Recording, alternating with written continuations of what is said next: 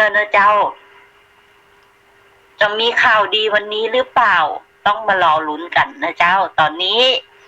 สลากกินแบ่งเปิ้ลก็จะออกวันนี้วันแรกนะเจ้าหลังจากที่หยุดสต็อปมาแล้ว4 งวดนะเจ้าตั้งแต่วันที่1 เมษาแล้วก็มาออกวันที่16 พฤษภานะเจ้าแต่ก่อนที่จะไปลุ้นไอ้หยังก่อนนี่นะเจ้าตื่นนอนตอนเช้าขึ้นมานะเจ้านึกถึงคุณของพระพุทธคุณนะเจ้าพระธรรมคุณพระสังฆคุณนะเจ้า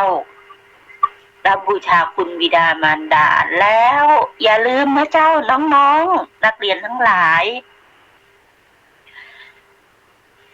รับศีล 5นะเจ้าในฐานะพุทธมามกะนะเจ้าถ้าบ่ใจชาวพุทธนะเจ้าเป็นคริสต์หรือศาสนาอื่นๆนะเจ้าอย่าลืมตื่นนอนตอนเช้านึกถึงคุณของพระศาสดาของศาสนาท่านแล้วนึกถึงคุณบิดามารดานะเจ้ารับศีลตามศาสนาของใครของท่านนั้นนะเจ้าแล้วท่านก็จะมีสุขอยู่เย็นเจริญรุ่งเรืองตลอดกาลนะเจ้าอย่าลืมนะเจ้าใครมีบุญคุณใครดูแลให้นึกถึงความดีของเขานะเจ้าแล้วเราก็จะเจริญรุ่งเรืองนะเจ้าวันนี้ทนายปอมีอะไรอย่างมาฝากเขานะเจ้ากับสาระกฎหมายของทนายปอนะเจ้าจะเป็นเรื่องของธรรมะสอดแทรก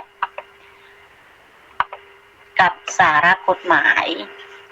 นี่อย่างต้องเอาธรรมะสอดแทรกสาระกฎหมายมันก็มาจากธรรมะนะเจ้านิติธรรมนั่นเองตอนนี้คำว่านิติธรรมอยู่ในรัฐธรรมนูญ2560นะเจ้า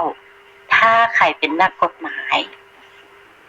ลองเข้าไปอ่านดูนะเจ้านิติธรรมทนายปอเคยเอามาเผยแพร่ตอนไปฟังเรื่องแผนยุทธศาสตร์ประเทศชาติหรือไม่ใช่ตอนไปฟังเรื่องการแก้ไขรัฐธรรมนูญ2560โดยท่านอาจารย์สุรชัยเลี้ยงบุญเลิศชัยนะเจ้าตอนนั้นท่านเป็นรองสนช.อันดับที่1นะเจ้าท่านที่1ก็ปัจจุบันนี้ท่านเป็นสมาชิกวุฒิสภานะเจ้าของรัฐสภาปัจจุบันนี้นะเจ้าก็ท่านได้มาอธิบายให้กับประชาชนนะเจ้าเครือข่ายผู้นำนักประชาธิปไตยทุกท่านว่าในรัฐธรรมนูญนี้มีการสอดแทรกหลักนิติธรรมนะเจ้ากฎหมายนิติธรรมทีนี้นี่ยังต้องเอาคำว่านิติธรรมมาใช้นี่ยังต้องเอามาสอดแทรกในรัฐธรรมนูญนะเจ้าเนื่องจากว่ามีการนำกฎหมายบางชนิดมาใช้แล้วทีนี้ในการนำรักกฎหมายนั้นมาใช้รักกฎหมายนั้นผู้ใช้นำกฎหมายมาใช้ไปเอื้อประโยชน์ให้กับการกระทำความผิดซึ่งนำหลักและกระบวนการ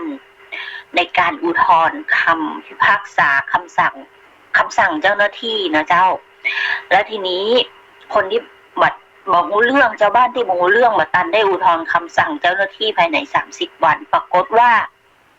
หมดสิทธิ์นะเจ้าที่จะนำเรื่องหรือนำคดีนั้นขึ้นสู่ศาลดังนั้นท่านอาจารย์จึงบอกว่าลักษณะแบบนี้ถ้าผู้กระทำความผิดจริงใช้คำว่าหลักนิติธรรมตามรัฐธรรมนูญมาตรา260เนี่ยนำมาใจได้นะเจ้านำมาแก้ปัญหาในเรื่องพวกนี้ได้เพราะฉะนั้นทนายปอถึงบอกว่ากฎหมายนะเจ้านำมาจากธรรมะกฎหมายนำมาจากศีลของพวกเรานั่นเองนะเจ้าศีลทุกข้อมันไปสอดแทรกอยู่ในกฎหมายหมดกฎหมายไม่ได้เคร่งเกินไปนะเจ้าแต่ศีลนั่นแหละคือเคร่งครัดที่สุดแต่ว่าคนที่นำมาใช้นะเจ้านำมาใช้ให้ผิดไปจากที่เขียนไว้นั่นเองเพราะฉะนั้นตรงนี้นะเจ้า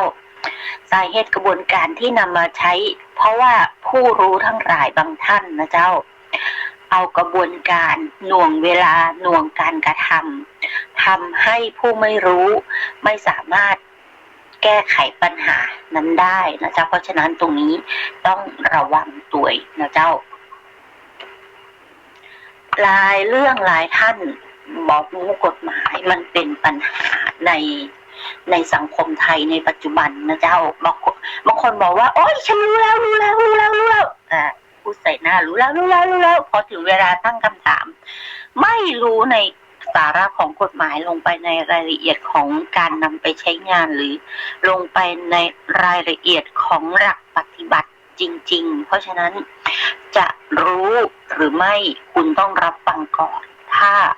บอกว่าเป็นแบบนี้ให้มันถึงบางอ้อซะก่อนนะเจ้าอย่าเพิ่ง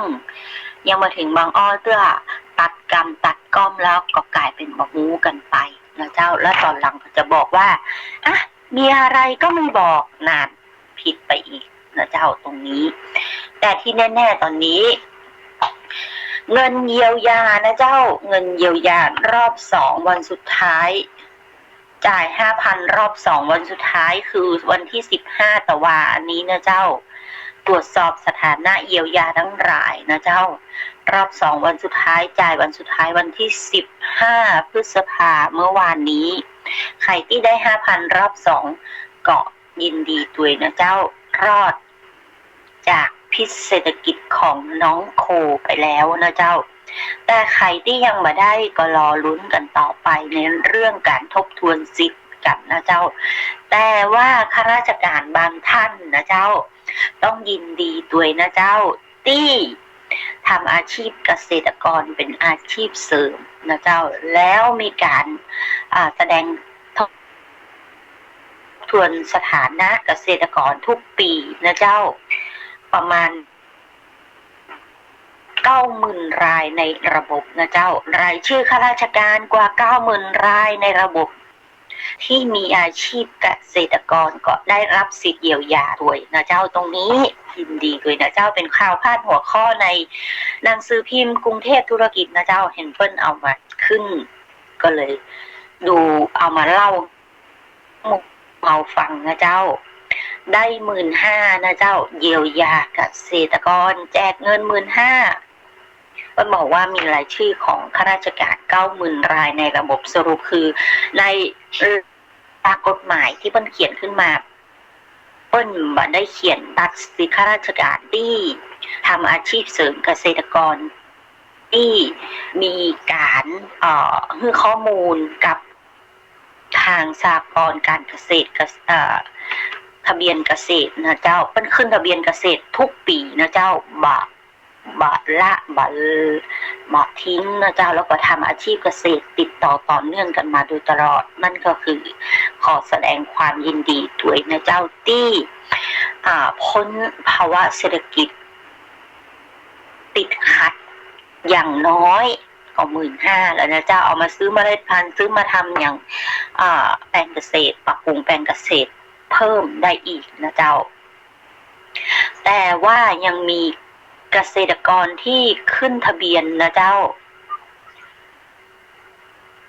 เพิ่นบอกว่าเกษตรกรที่ขึ้นทะเบียนไว้นะเจ้ามาตรการเยียวยามีเป้าหมายบ่เกิน10 ล้านรายแบ่งเป็น3 กลุ่มนะเจ้ากลุ่มแรกเกษตรกรที่ขึ้นทะเบียนและปรับปรุงไว้แล้ว8,350,000 ราย 50,000 รายนะเจ้า 50,000 ละ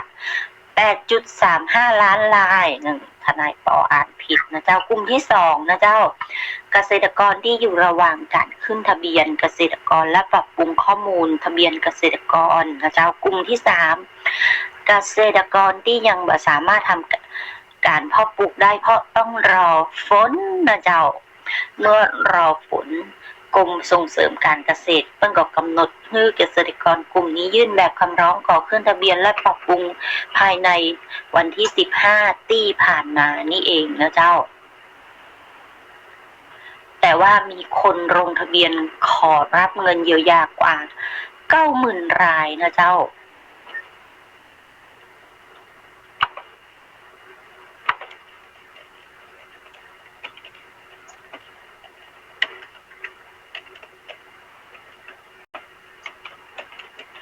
มีคนลงทะเบียนขอรับเยียวยา90,000 รายนะเจ้าฉะนั้นตรงเนี้ยเป็นไปได้นะเจ้าเข้ามาอธิษฐานนะเจ้าขอขมาฟ้าใหม่กันดีกว่านะเจ้าจะได้มีพลังบุญนะเจ้า